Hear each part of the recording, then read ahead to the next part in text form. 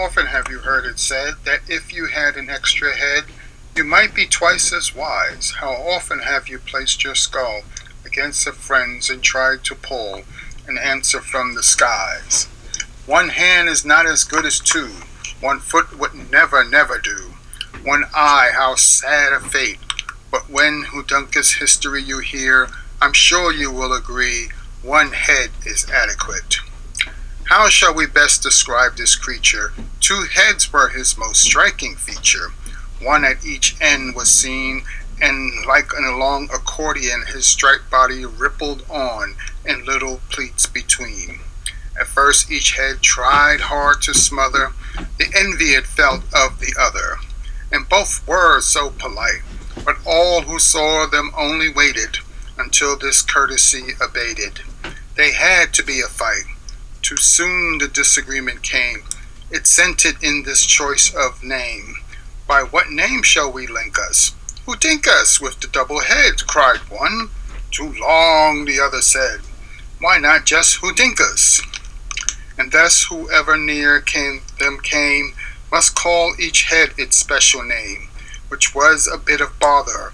You couldn't greet them in a hurry. You greeted one, then had to scurry around and greet the other. Whatever way the animal went, one head alone could be content. The other head must nurse its disappointment and its wrath, the while it churned the dusty path, traveling in reverse. Thus more and more disputes arose, as stubbornly each rival chose its way and would not yield. For days and days they might not stir, each vowing never to defer.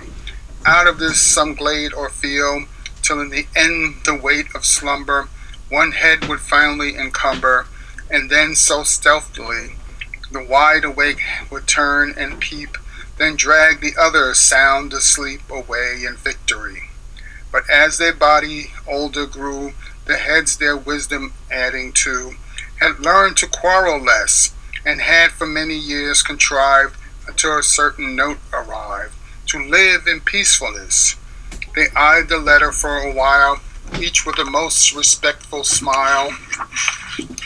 Upon the other waited, and would be waiting still I fear, but luckily they chanced to hear the news the letter stated.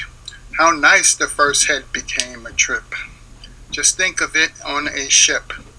Oh, then, as if to slaughter his former friend, the other turned. His voice with horror blared and burned. You know I hate the water. We'll go, the first head spoke. That's that, with contradiction full and flat. The other said, not me. I take my firm and final stand where I was born, here on the land. I'll never go to sea.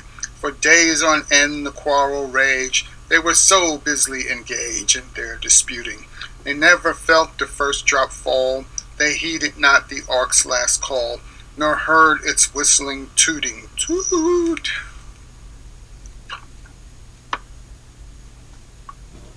That was?